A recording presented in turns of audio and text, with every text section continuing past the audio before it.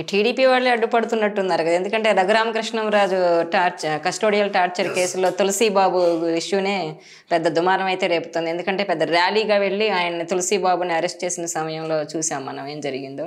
Telugu Desam party చరిత్రలో 42 ఏళ్ళ 4.5 దశాబ్దాలు దాదాపుగా ఆ పార్టీ చరిత్రలో ఎప్పుడు ఇటువంటిది చూడలేదండి. అంటే ఒక క్రిమినల్ వెనకాల, అది కూడా సాటి ఎమ్మెల్యే, ఒక రాజ్యాంగబద్ధ పదవిలో ఉన్న డిప్యూటీ స్పీకర్ రఘురామకృష్ణరాజు గారి కస్టోడియల్ టార్చర్లో అతను నేరస్తుడు, క్రిమినల్. అతను స్వయంగా రఘురామకృష్ణరాజు గారు చెప్పారు, అతను నా గుండెల మీద కూర్చున్నట్టు 130-140 కేజీలు ఉన్నవాడు ఒకనే అని తర్వాత ఐడెంటిఫై చేసి పలానావాడు అని చెప్పారు. అతను అసలు ఈ వెనిగల్ రామన్న అతను మొట్టమొదటిసారిగా అక్కడ పోటీ చేశాడు. నీకు ఈ సీటు ఎలా దక్కింది, నీ డబ్బు ఎక్కడి నుంచి తెచ్చామనేటువంటి ఇప్పుడు అనుమానం వస్తుంది. వీళ్ళంతా జగన్ దగ్గర సునీల్ కుమార్ వీళ్ళందరూ అక్రమంగా ఆర్జించిన సొమ్ము వీళ్ళ ద్వారా ఖర్చు పెట్టించి వీళ్ళు ఇందులో వాళ్ళకి ముందే తెలిసిపోయింది జగన్మోహన్ రెడ్డి సర్దుకుంటున్నాడని. మెల్లగా వీళ్ళ దగ్గరికి వచ్చారు. వీళ్ళు ఎగదెగ డబ్బు ఖర్చు పెడుతున్నారు, ఎక్కడి నుంచి ఖర్చు పెడుతున్నారా అనుకున్నాను నేను. ఇదనమాట. ఈ అప్రతిష్ట ఎవరికి వస్తుంది? చంద్రబాబు గారికి, లోకేష్ గారికి వస్తుంది. పార్టీ మేల్కోవాలండి.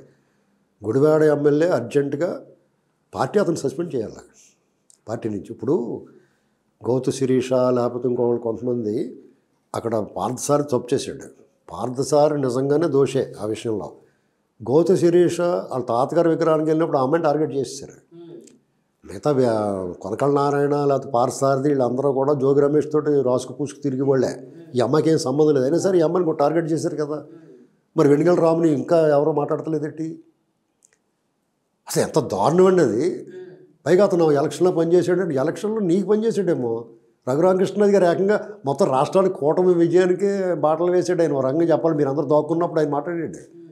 నువ్వు అడ్రస్ లేకుండా ఉన్నప్పుడు, నువ్వు ఎవరో తెలియనప్పుడు, మొదట 3-4 ఏళ్ళు నువ్వెవరో తెలియదు ఎవరికన్నా, అప్పుడే ఈయన మాట్లాడాడు కదండి. వెనిగల్ రామ్ మీద చర్యలు తీసుకోవాలి పార్టీ, లేకపోతే పార్టీ చాలా చెడ్డ పేరు వస్తుంది. ఎందుకంటే చంద్రబాబు నాయుడు గారు దీక్షాధ్యక్షుడు, పాలనాధ్యక్షుడు, giant political leader, legendary politician, రాజనీతిజ్ఞుడు, ఒక చరిత్ర ఉన్నవాడైనా ఆయనకి మంచి పేరు ఉంది. సప్త సముద్రాలు ఇదిన గజయతగా రాజకీయాల్లో అయినా ఇది మురిక్కాలవ కింద ఉంది. ఇప్పుడు జగన్మోహన్ రెడ్డి ప్రత్యర్థిగా ఉండటమే మురిక్కాలవ. దానికి తోడు మన స్వపక్షంలోనే కొలిపూడి శ్రీనివాస్ లాంటి వాళ్ళు ఇలాంటి వాళ్ళు అందరికీ సీట్లు ఇచ్చిన తర్వాత, వాళ్ళు గెలిచిన తర్వాత వాళ్ళ వికారాలు వాళ్ళ శాస్త్రలో చూస్తుంటే అసలు పార్టీ క్రమశిక్షణ చర్యలు తీసుకోవడానికి ఎంత లేట్ చేయడం అనేటువంటిది కొంచెం ఆలోచించవలసిన విషయమే. చాలా అప్రతిష్ట పాలవుతున్నారు వీళ్ళు. మలాటోళ్ళకి బాధగా ఉంది. చంద్రబాబు గారిని మేము ఒక రకంగా చూస్తే దక్షిణాదిగా టాప్ లీడర్ అయినా, ఒక రకంగా దేశంలోనే ఇప్పుడున్న వాళ్ళు సీనియర్ లీడరు, చాలా క్యాపబిలిటీ ఉన్న లీడర్ అయినా ప్రయారిటీ ఇస్తారు. వీళ్ళందరూ కూడా గౌరవం ఉన్న వ్యక్తి. ఇక్కడ ఈ విషయంలో మాత్రం ఆయన ఎక్కడా వెనకాడకూడదు. మీకు ఆ విషయంలో ఎవరిని స్పేర్ చేయకూడదు. ఆయన డెఫినెట్గా చెప్తారు, మన విషయాల్లో చాలా కఠినంగా వ్యవహరిస్తారు. ఖచ్చితంగా కఠినంగా వ్యవహరించాలి. తులసిబాబు, సునీల్ కుమార్ని అరెస్ట్ చేయాలి. రఘురామకృష్ణరాజు గారు చంపేయడానికి చూశారండి. అంతకన్నా దారుణం ఏముంటుంది? వాళ్ళతో మళ్ళీ మనం అంటగాగుతున్నాం అన్న విషయం చంద్రబాబు గారు అంటకాగకపోవచ్చు, కానీ ఎమ్మెల్యే అంటగాగుతున్నాడు అనేటువంటిది జీర్ణించుకోలేని విషయం. ఇది చాలా దారుణం కదా ఇది. ఇప్పటికే చాలా చెడ్డ పేరు వస్తుంది. కేడర్లు అసంతృప్తి ఉంది. అందరికీ లేకపోతే ప్రజలు బాగానే ఉన్నారు, కానీ కేడర్ కదా మనల్ని నిలబెట్టి గెలిపించేప్పుడు మీరు బోళ్ళంత మంచి చేస్తున్నారు. అద్భుతంగా పనిచేస్తుంది కూటమి ప్రభుత్వం. ఇటు సంక్షేమం కానీ, అభివృద్ధి విషయంలో కానీ, అమరావతి కానీ, పోలవరం కానీ, ఇవన్నీ చెప్పాల్సిన వాళ్ళు 10 మందికి చెప్పి దీన్ని మీరు చేస్తున్న మంచిని ప్రచారం చేసే వాళ్ళు తీసుకెళ్లాల్సిన వాళ్ళు కార్యకర్తలే కదా. ద్వితీయ తృతీయ శ్రేణి వాళ్ళు కూడా కొన్ని తప్పులు చేస్తారు. వాళ్ళని కట్టడి చేయాలి. ఏంటి ఎగదేగ ఇసుక కట్ట అమ్మేసుకుని దొబ్బేద్దామని చూస్తారు. వాళ్ళని కట్టడి చేయడం కరెక్టే.